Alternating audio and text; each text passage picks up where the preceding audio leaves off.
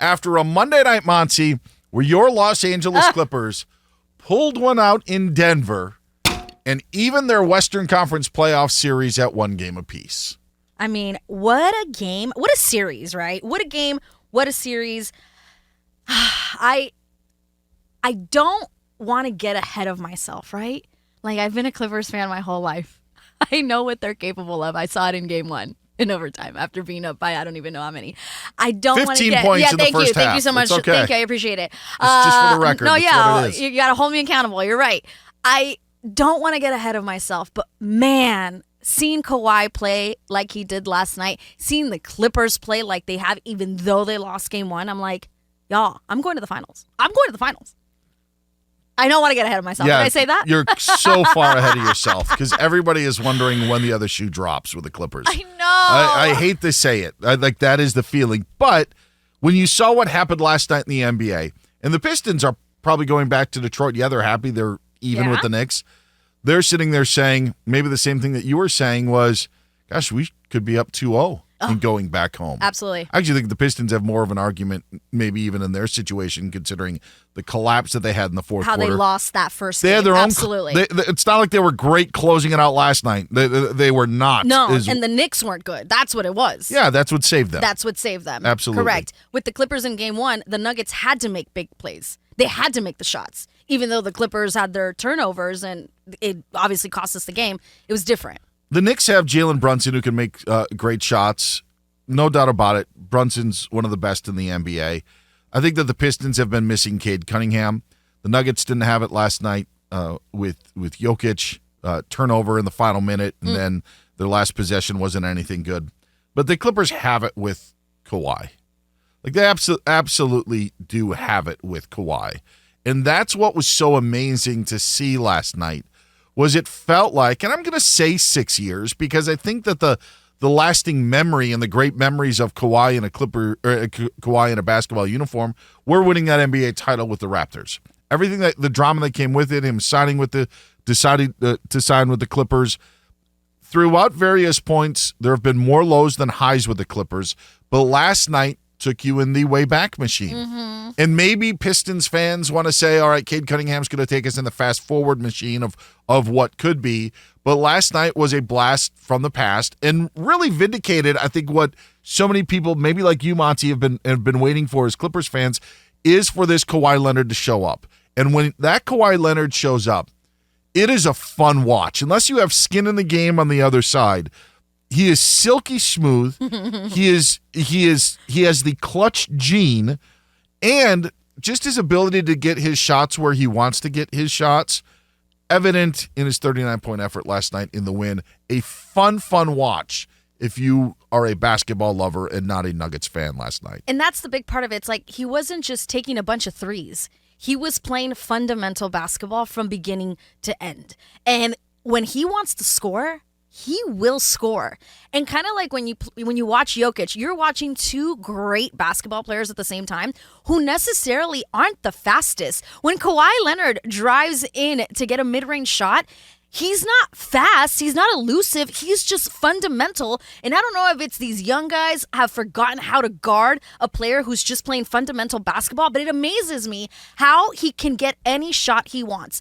39 points, 12 of them were threes, the rest mid-range shots that he gets for himself. I've seen this Kawhi do this in the 4 years as a Clipper every now and then during the regular season, but I haven't seen him do it in the playoffs because he hasn't been healthy. Not once. And so to see it in a playoff game was so exciting because I have seen this. I've been watching Clipper games, since I was little, but with him, he does this during the regular season, and then we get to the playoffs, and the story has been he's not healthy. And I think that the Clippers fans, like yourself, will be happily along for the ride, but to me, the conversation is just so much about Kawhi. Mm-hmm. There is something about Kawhi, and when you look at the modern NBA player, just any NBA player. I think this with basketball at any level.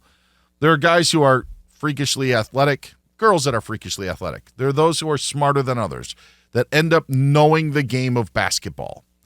And when you can combine those talents and know where you need to get your spot, honestly, is what makes the best of the best the best. It may sound very superficial, but there's a reason why Steph Curry can do what he can do, and it's not just make shots from 39 feet. I think LeBron's got one of the best minds that we've had in basketball. I mean, and plus, he's got 20 years of information that's now been logged in his brain of knowing how things work. I think that Kawhi has always had that innate sense of knowing where to be and how to be and where to get to where he needs to be.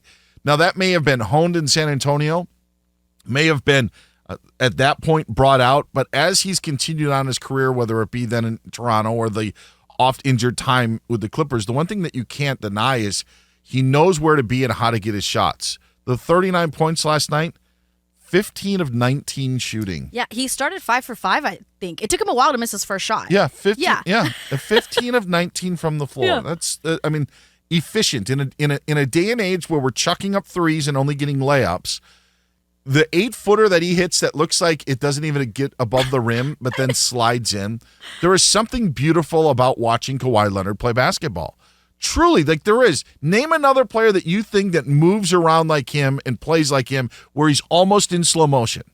And so, Motzi, while you're loving the Clippers and you're keeping your fingers crossed that he stays healthy, I'm sitting there wondering, this is great to see, and it's even better that it's not happening against my Bucks in the Eastern Conference Finals. That was awesome, that it wasn't happening to me. What was great is this now the story to carry on?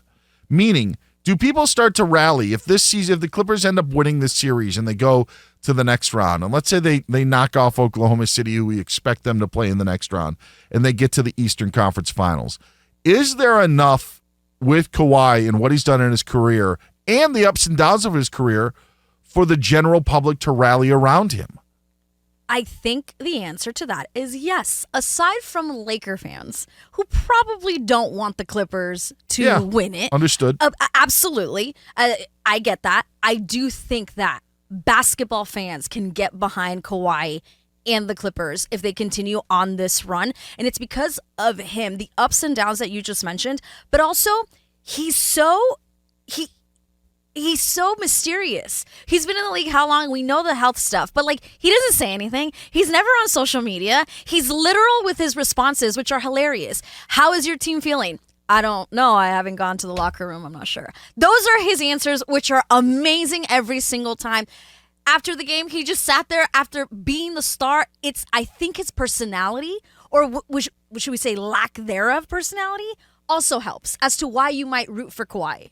Yeah, I think that's fair. I think that when you look at players that get up in age, like now we've had Kawhi in our lives for well over a decade, on and off, that's why you would rally behind him as well. Right, but literally, we don't know anything. I know he likes Wingstop, but aside from that, I don't know much about him because he doesn't say much. Yeah, wears New Balance. He wears New Balance. We see in that commercial. By the way, watch that commercial. Watch his crossover dribble. Yeah. And just watch how smooth that is for the 0.8 of a second that it's on the screen. You've got Tyrese Maxey, you've got Cameron Brink, you've got other stars in there. Shohei's in there if they do the mixed sport one.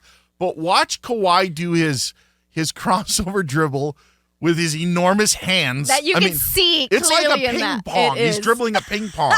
But it looks so smooth. And that's something that Kawhi brings. And I think that we were all reminded of that.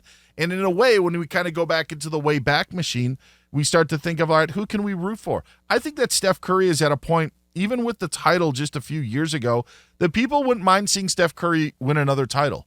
I don't think people, wherever Kevin Durant plays next, I don't think that people are going to rally behind Kevin Durant and say, I want KD to get that one last run.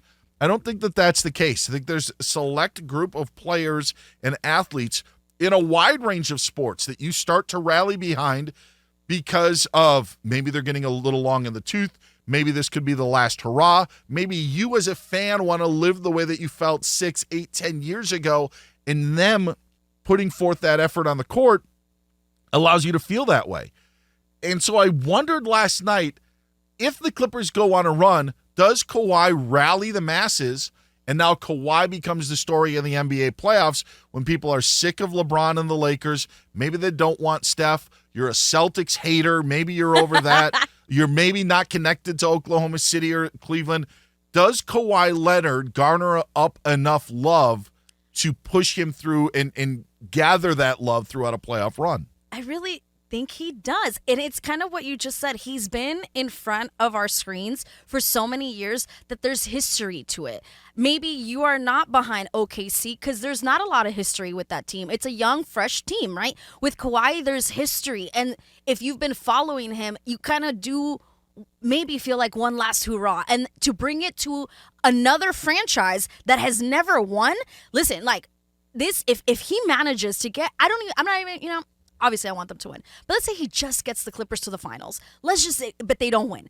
Kawhi doing that to a franchise that has never been to the finals, adding what he did with Toronto, there's his story just gets even bigger. When I hate that we don't talk about Kawhi already the way we should, because who has done that? Who has been traded to a team and handed them their first championship in midseason? Who has done that? Yes. Toronto's still indebted to him. Absolutely. He didn't have to leave. He could have been taken care of for the rest of his life in Toronto. And obviously he did not want to, that's not what he wanted. And they don't hold him, they're not mad at him for that, And so it's like what he has already done sometimes falls through the cracks because of the history that he has with his health. When in reality, we should be talking about his legacy, maybe reaching a legacy like Steph Curry or a legacy like LeBron, especially if he takes the Clippers to the finals. Jason Stewart is our executive producer here at Fox Sports Radio. What's happening, Jason? I think that you guys tell me if I'm wrong on this, okay? The narrative around Kawhi over the past, even his last couple of years with the Spurs, he was always vague about his injuries. He was never forthright, so it let everybody a chance to guess what was wrong, or if he's faking it, or is he injury prone, is he weak? And I think this reputation has kind of carried him through the Clipper years as well. We kind of forget about that Raptors thing where he was fully healthy. Is that, I think, the reason why you ask if this is something we're going to rally behind? Because he's kind of overcoming a reputation. A lot of it's brought on by himself because he just isn't, to Monsi's point, communicative. But is that kind of what it is, that he's coming back from something? Is that the nature of the question? I think that there's a point where Kawhi we have not been overexposed. Mm-hmm. And That's it may be point. because of the injury to it. Like, I just think like again, like, it's not to say that Steph Curry isn't overexposed, but he plays such a fun style of basketball. You don't get tired of watching it. Yeah, you don't. Like, I do think that LeBron obviously can be overexposed, and there's just way too much LeBron, but LeBron's completely different in all of that. Like, in a way, I think like Kevin Durant's movement here and there and wanting out, like, even though Kawhi wanted out of San Antonio and only left Toronto after 1 year, I don't think that we necessarily hold that against him. And it's just the fact that he just seems to be about basketball. Seems that way. Now, absolutely. It may not be in reality, but from what is conveyed to us, it sure seems like it. And I think that he does have the possibility to cross over and be that transcendent player of this playoffs if they're able to go on a run. Because I do think some people remember, not that people were wrapped up in the Spurs, but how he emerged from San Antonio, finals MVP, all of that. And then you remember 2019.